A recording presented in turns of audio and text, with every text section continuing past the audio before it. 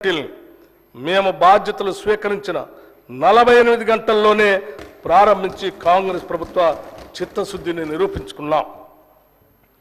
6 హామీల అమలుకై అర్హులైన లబ్ధిదారుల నుండి దరఖాస్తులు స్వీకరించడం కోసం ప్రత్యేకంగా డిసెంబర్ 28 నుండి జనవరి 6 వరకు గ్రామాల్లో మరియు వార్డుల్లో సభలు ఏర్పాటు చేయడం జరిగింది. ఈ సభల్లో ప్రజలు 1.29 కోట్ల దరఖాస్తులు ఇవ్వటం జరిగింది. దీనిని బట్టి ప్రజల్లో ఈ హామీలపై ఉన్న విశ్వాసం అర్థమవుతా ఉంది. అందుకే ఒక ప్రత్యేక సాఫ్ట్వేర్ ద్వారా ఈ దరఖాస్తులను క్రోడీకరించే పని కూడా త్వరితగతిన పూర్తి చేయటం జరిగింది. దీనివల్ల మున్ముందు ఈ హామీల అమలులో లబ్ధిదారుల ఎంపిక మరియు వాటికి అవసరమైన నిధులు సమకూర్చుకోవటానికి మార్గం సులభతరం అవుతుంది. మహాలక్ష్మి పథకంలో భాగమైన ఉచిత ఆర్టీసీ బస్సు రవాణా సౌకర్యాన్ని మా ప్రభుత్వం డిసెంబర్ 9, 2023న ప్రారంభించడం జరిగింది. రాష్ట్ర మహిళలు ఈ పథకం పట్ల అత్యంత సంతృప్తి మరియు సంతోషం వ్యక్తం చేస్తున్నారు. ఈ పథకం సజావుగా సాగటానికి సకాలంలో ఆర్టీసీకి అవసరమైన నిధులు అందజేస్తున్నాం. ఇప్పటికే నెలకి 300 కోట్ల రూపాయల చొప్పున అదనపు నిధులు మంజూరు చేయటం జరిగింది. మరొక ముఖ్యమైన ప్రజా సంక్షేమ పథకం రాజీవ్ ఆరోగ్యశ్రీ.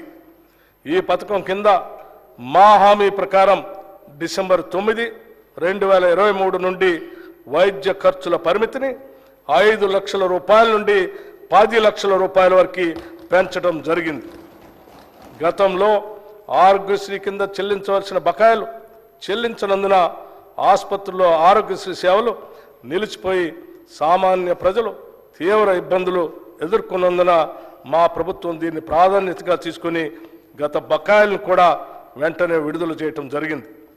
భవిష్యత్తులో కూడా ఆరోగ్యశ్రీ కింద వైద్య సేవలకు ఎటువంటి అడ్డంకి లేకుండా అవసరమైన నిధులు చెల్లించడం జరుగుతుంది. మా ప్రభుత్వ హామీల్లో మరో ముఖ్యమైన 2 హామీలు గృహజ్యోతి మరియు 500 రూపాయలకే వంట గ్యాస్ సిలిండర్ సరఫరా. గృహజ్యోతి పథకం ద్వారా అర్హులైన వినియోగదారులందరికీ నెలకి 200 యూనిట్లు ఉచిత విద్యుత్తును అందించడానికి మరియు అర్హులైన వినియోగదారులకి 500 రూపాయలకే వంట గ్యాస్ సిలిండర్లు సరఫరా చేసే పథకాలకి మరో ముందడుగు వేశాం. ఫిబ్రవరి 4, 2024న రాష్ట్ర మంత్రివర్గ సమావేశం ఈ పథకాల అమలుకి ఆమోదం తెలిపింది. త్వరలోనే తగిన విధి విధానాలు రూపకల్పన చేసి వాటి ఫలాలను ప్రజలకు అందించడం జరుగుతుంది.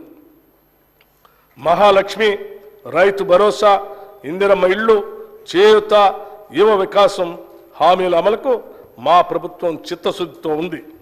వాటిని వీలైనంత త్వరలో అమలు చేసే సంకల్పంతో ఉన్నాం. ఈ బడ్జెట్లో